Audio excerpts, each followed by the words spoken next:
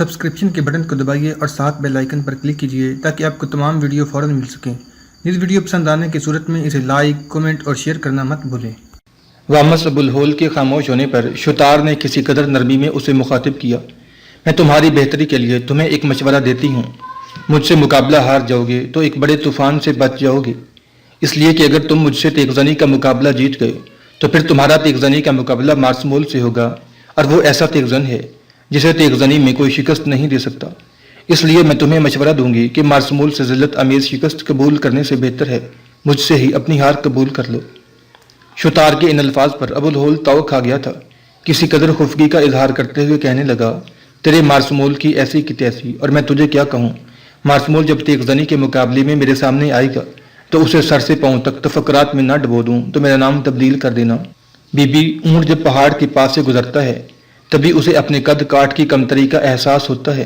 دیکھ وقت ضائع نہ کر، مقابلے کی ابتدا کر، مجھ پر پہلے وار کر تاکہ اس مقابلے کو اس کے انجام تک پہنچائیں۔ شتار نے لمحہ بھر کے لیے بڑے غور سے وامس کی طرف دیکھا، پھر آگے بڑھی، تلوار لہرائی۔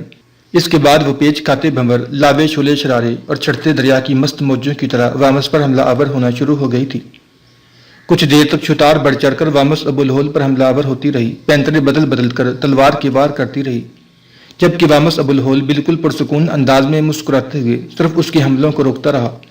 اس کے انداز سے لگتا تھا جیسے وہ شتار کو تیغ زنی کی مشق کرا رہا ہو۔ اچانک وامس ابوالہول کا مزاج برہم ہو گیا، چہرے پر مسکراہٹ کے بجائے سنجیدگی طاری ہو گئی۔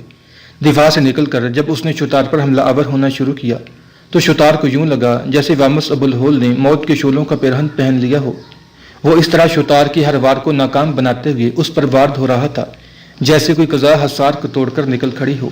ایک موقع پر اچانک جب شتار نے وامس پر اپنا تلوار کا وار کرنا چاہا تو ایک دم وامس نے اس کا ہاتھ پکڑ لیا، دوسرے ہاتھ سے اس کی ڈھال چھین کر دور پھینک دی۔ پھر شتار کا ہاتھ اس نے اس زور سے دبایا کہ شتار کے ہاتھ سے تلوار زمین پر گر گئی۔ اس کے دوسرے ہی لمحے وامس کا ہاتھ اس کی نازک کمر پر بندھی سرخ پیٹی پر تھا۔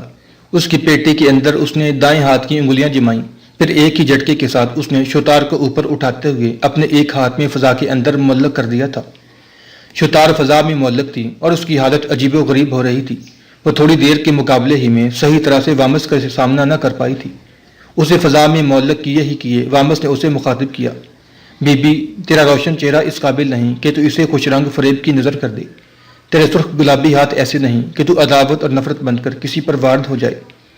تیرے جیسی لڑکیاں تو موسموں کی مستی میں محبت کو دمام بخشنے کے لیے پیدا ہوتی ہیں۔ تیرے جیسی لڑکیاں زمین کا سہاگ، ستاروں اور کہکشاؤں کا تبسم اور زندگی کی خزاں میں اپنے چاہنے والوں کے لیے سکون اور طمانینت کا سنگم ہوتی ہیں۔ پھر وامس ابوالہول نے بڑے آرام، بڑی آہستگی سے شتار کو اس طرح زمین پر رکھ دیا جس طرح کوئی احتیاط سے ساتھ ٹوٹ جانے والے کھلونے کو رکھتا ہے۔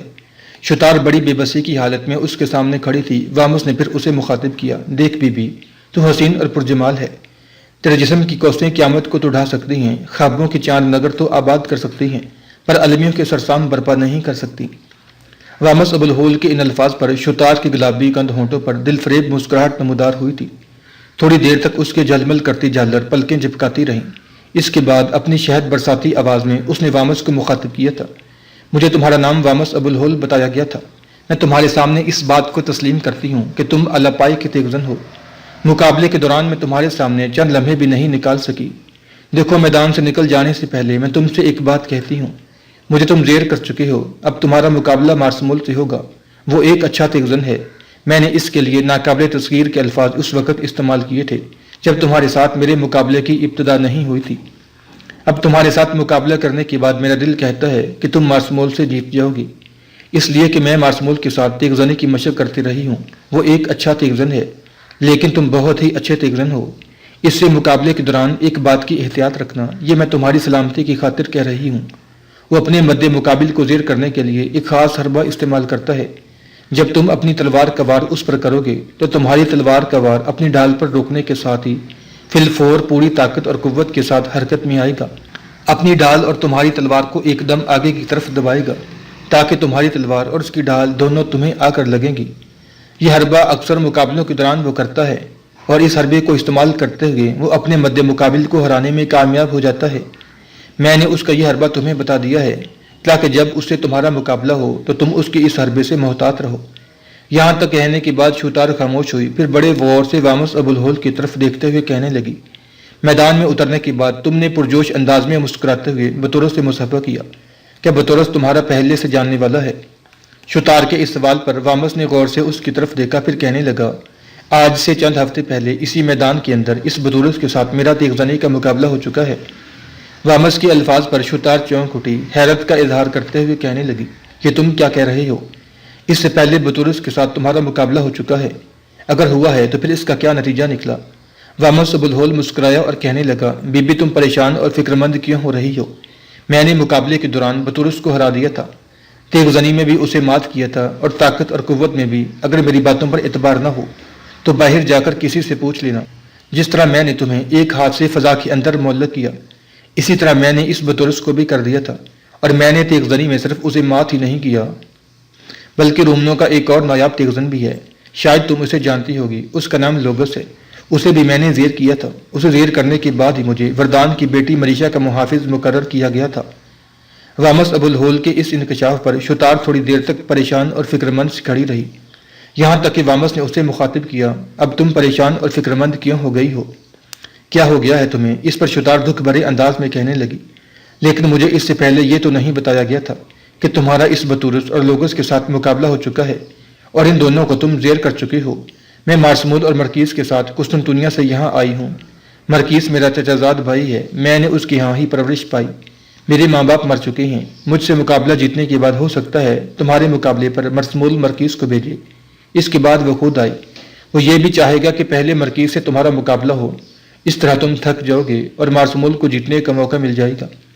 اگر مارسمول اب خود مقابلے پر نہ آئے اور مرکیز کو بھیجے تو تم مرکیز سے مقابلہ کرنے سے انکار کر دینا اور اعلان کرنا کہ شوتار کو زیر کرنے کے بعد جیسا کہ پہلے طے ہوا تھا کہ تم مارسمول سے مقابلہ کرو گے۔ ان لوگوں نے تمہارے متعلق مجھے پوری تفصیل نہیں بتائی، نہ ہی مجھ پر یہ انکشاف کیا کہ تم ایک عمدہ اور نایاب قسم کے تیغزن ہو۔ مجھے تو صرف یہ بتایا گیا تھا کہ میرا تیغزنی کا مقابلہ ایک ایسے غلام سے ہوگا جو رومنوں کے بہترین سالار وردان کی بیٹی مریشا کا غلام ہے۔ شوتار جب خاموش ہوئی تب وامس مسکراتے ہوئے کہنے لگا، غلام میں مریشا کا نہیں، غلام تو میں اس سے پہلے ہی تھا۔ یہاں آ کر میرا اور لوگس کا مقابلہ ہوا تھا، اور مقابلے سے پہلے یہ طے کیا گیا تھا کہ مقابلے کے دوران جو تیغزنی کا مقابلہ جیتے گا اسے اختیار ہوگا کہ وہ ہرکولیس کی بیٹی زوزان اور وردان کی بیٹی مریشا میں سے جس کا چاہے محافظ اور اطالق بننا قبول کر لے۔ میں نے چونکہ لوگس کے ساتھ بطورس کو بھی تیغزنی میں نیچا دکھا دیا تھا، لہذا میں نے ہرکولیس کی بیٹی زوزان کا محافظ بننا قبول نہ کیا، کیونکہ جو تفصیل مجھے اس کی عادات اور اس کی سرشت کے متعلق بتائی گئی تھی وہ میرے لیے ناپسندیدہ تھی، لہذا میں نے وردان کی بیٹی مریشا کا محافظ اور اطالق بننا قبول کر لیا۔ ان لوگوں کا سلوک میرے ساتھ اچھا ہے، میں ان کے یہاں ہی قیام کرتا ہوں، وہ نہ مجھے غلام سمجھتے ہیں نہ ہی اپنے سے کمتر جانتے ہیں، وہ اپنے گھر کا ایک فرد خیال کرتے ہیں۔ وامس ابو الہول جب خاموش ہوا تب خوشگوار لہجے میں شوتار اسے مخاطب کرتے ہوئے کہنے لگی، تمہارا اندازہ درست ہے، یہ زوزان انتہا درجے کی متکبر اور بے مروت لڑکی ہے، انسان کو انسان نہیں سمجھتی، وہ یہ خیال کرتی ہے کہ دنیا کی ساری لڑکیوں میں وہی سب سے حسین اور خوبصورت ہے، وہ میری اچھی جاننے والی ہے۔ جہاں تک مریشا کا تعلق ہے وہ بھی مجھے پہلے سے جانتی ہے، وہ بہت اچھی لڑکی ہے، زوزان سے خوبصورت ہے اور مزاج کی بھی بہت اچھی ہے۔ زوزان تو کسی حد تک چڑچڑی اور لوگوں سے نفرت کرنے والی ہے۔ میں جب قسطنطنیہ سے یہاں پہنچی تو ہرکولیس اور اس کے بیٹے نے یہ فیصلہ کیا تھا کہ میں انطاکیہ کے قصر کے ایک کمرے میں قیام کروں، لیکن زوزان نے مجھے وہاں ٹھہرانے سے انکار کر دیا۔ اس نے اپنے محافظوں سے یہ بھی کہہ دیا کہ شوتار کو اس کے سامنے نہ آنے دیا جائے، اس لیے کہ لوگوں نے اس کے ذہن میں یہ بات ڈال دی ہے کہ میں اس سے کہیں زیادہ خوبصورت ہوں، اس لیے وہ کسی ایسی لڑکی کو اپنے پاس برداشت نہیں کرتی جو اس سے زیادہ خوبصورت اور پرکشش ہو۔ اس بنا پر میں قصر کے کمرے میں قیام نہ کر سکی، اب میرا قیام یہاں کے مہمان خانے میں ہے۔ شوتار مزید کچھ کہنا چاہتی تھی کہ اس دوران آہستہ آہستہ چلتے ہوئے بطورس ان دونوں کے قریب آیا، پھر وہ شوتار کو مخاطب کرتے ہوئے کہنے لگا، شوتار میری بہن، تو مقابلہ ہار چکی ہے، اب تو میدان سے نکل جا۔ جہاں تک وامس کا تعلق ہے تو یہ یہیں رہے گا، اس لیے کہ طے شدہ معاملے کے مطابق تمہارے بعد اب اس کا مقابلہ مارسمول سے ہوگا۔ شوتار نے جواب میں کچھ نہ کہا، چپ چاپ مڑی اور مقابلے کے میدان سے باہر جانے لگی تھی۔ شوتار جب مقابلے کے میدان سے باہر نکل گئی تب مقابلے کے میدان میں مرکیز اترا تھا۔ جب وہ مقابلے کے میدان کے وسط میں وامس ابو الہول کے پاس آیا تب وامس اسے مخاطب کر کے کہنے لگا، میرے عزیز، تیرا نام کیا ہے؟ اگر میں غلطی پر نہیں تو مرکیز ہے۔ شتار کا چچا زاد بھائی۔ جواب میں مرکیز مسکرایا اور کہنے لگا، تمہارا اندازہ درست ہے۔ شتار کو زیر کرنے کے بعد اب تمہارا مقابلہ کرنے کے لیے مجھے بھیجا گیا ہے۔ وامس ابوالہول مسکرایا اور کہنے لگا، میں تمہارے ساتھ مقابلہ کرنے سے انکار کرتا ہوں۔ واپس جاؤ، مارسمول کو میرے ساتھ مقابلہ کرنے کے لیے میدان میں بھیجو۔ اس لیے کہ پہلے یہی طے ہوا تھا کہ شتار کی بعد تیغ زنی میں میرا مقابلہ کرنے کے لیے تم نہیں مارسمول اترے گا، لہٰذا تم واپس جاؤ، مقابلہ مارسمول سے ہوگا۔ وامس ابوالہول جب خاموش ہوا تب اس کی طرف مسکرا کر دیکھتے ہوئے مرکریز کہنے لگا، میرے عزیز، یہ الفاظ ادا کر کے تو نے میرا دل خوش کر دیا ہے۔ دیکھ گو ابھی تیرا میرا مقابلہ نہیں ہوا، لیکن میں پہلے ہی تسلیم کرتا ہوں کہ تو مجھ سے اچھا تیغ زن ہے اور طاقت اور قوت میں بھی مجھ سے اعلیٰ اور بالا ہے۔ شتار نے مقابلے کے میدان سے باہر نکل کر تمہارے متعلق مجھے بہت کچھ بتایا ہے۔ وہ گو میری چچا زاد ہے، لیکن میں اسے سگی بہنوں جیسا سمجھتا ہوں، اس لیے کہ میرے اور میرے ماں باپ کے علاوہ اس کا کوئی آگے پیچھے نہیں ہے۔ اس لیے ایک بہن کی حیثیت سے وہ مجھے اپنی جان سے بھی زیادہ عزیز ہے۔ میدان سے باہر نکل کر اس نے مجھے پہلے ہی بتا دیا تھا کہ مارسمول اس کے بعد میدان میں اترنے کی بجائے مجھے بھیجے گا۔ اس طرح وہ تمہیں تھکا مارنا چاہتا ہے اور بعد میں میدان میں اتر کر اپنی کامیابی کو یقینی بنانا چاہتا ہے، لیکن تم نے میرے ساتھ مقابلے سے انکار کر کے میرے عزیز، میری اور میری بہن کی خواہش کا احترام کر دیا ہے۔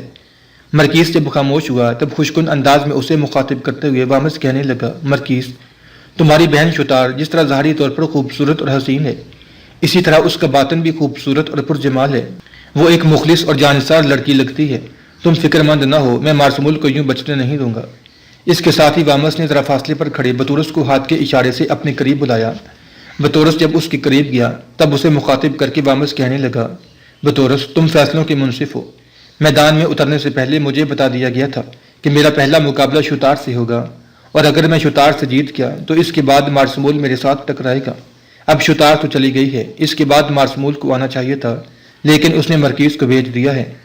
ایسا اس نے کسی کے ساتھ ساز باز کر کے کیا ہے، اور ایسا وہ اس لیے چاہتا ہے تاکہ شتار اور مرکیز دونوں سے باری باری مقابلہ کرنے کے بعد مجھ میں تھکاوٹ کے آثار پیدا ہو جائیں، اور میری تھکاوٹ سے فائدہ اٹھا کر مارسمول اپنی کامیابی کو یقینی بنا دے۔ بطورس، تم منصف ہو، منصف کی حیثیت سے میں تم سے کہتا ہوں کہ مرکیز کو واپس بھیج دو، میں اس سے مقابلہ نہیں کروں گا۔ شتار کے بعد مارسمول کو آنا چاہیے، مارسمول ہی میدان میں آئے، میں اس سے مقابلہ کروں گا۔ اگر مارسمول میدان میں نہیں اترتا تو مرکیز کو میں واپس بھیج رہا ہوں، میں خود بھی میدان سے نکل جاؤں گا، اور میں یہی خیال کروں گا کہ مارسمول مجھ سے مقابلہ کرنے کی ہمت نہیں پا رہا۔ وامس جب خاموش ہوا تب آگے بڑھ کر بطورس نے اس کی پیٹھ تھپتھپائی، پھر بڑی فراخ دلی کا مظاہرہ کرتے ہوئے بطورس کہہ رہا تھا، وامس، تمہارا کہنا درست ہے، تم حق اور سچائی پر ہو۔ ایک منصف کی حیثیت سے اس میدان میں آنے سے پہلے مجھے بھی بتا دیا گیا تھا کہ شتار کے بعد مارسمول کو میدان میں اترنا ہے، لہذا مرکیز سے تمہارا مقابلہ نہیں ہوگا۔ پھر بطورس نے مرکیز کی طرف دیکھا اور اسے مخاطب کر کے کہنے لگا، مرکیز میرے عزیز بھائی، تو واپس جا اور مقابلے کے لیے مارسمول کو بھیج۔ بطورس کے ان الفاظ پر مرکیز اور زیادہ خوش ہو گیا تھا۔ ایک بار اس نے شکر گزاری کے انداز میں وامس کی طرف دیکھا، مسکرایا، پھر پلٹا اور میدان سے نکلنے لگا تھا۔ مرکیز سیدھا مارسمول کی طرف گیا، صورتحال سے اسے آگاہ کیا، اس کے بعد وہاں سے دائیں جانب جا کر شتار کے قریب بیٹھ گیا تھا۔ اسے دیکھتے ہی شتار نے بے پناہ خوشی کا اظہار کرتے ہوئے کہنا شروع کیا، مرکیز میرے بھائی، یہ مارسمول ہم دونوں بہن بھائی کو قربانی کا بکرا بنانے پر تلا ہوا ہے۔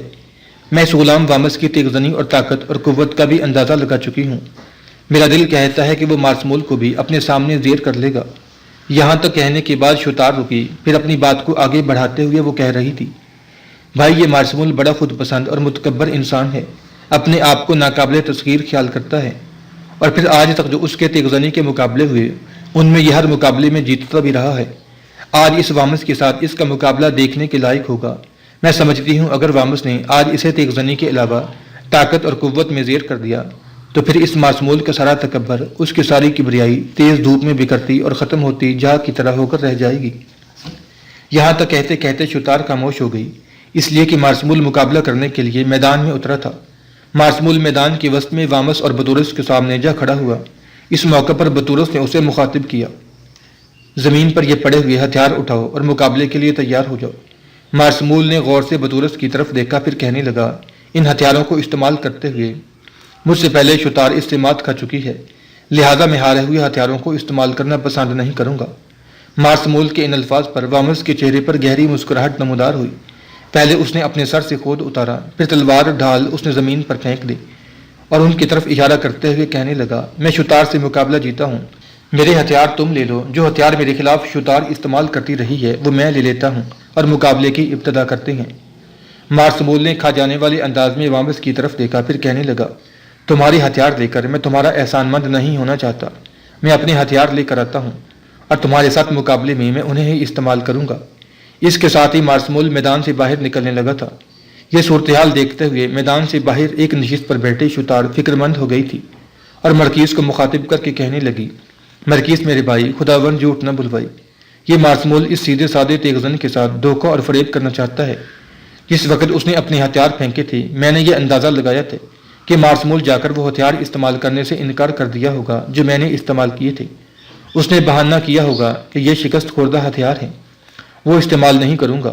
جب اس تیغزن نے جس کا نام وامس ہے اپنے ہتھیار پھینکے تو میں نے اندازہ لگایا اس نے مارسمول سے کہا ہوگا کہ تم میرے ہتھیار استعمال کر لو۔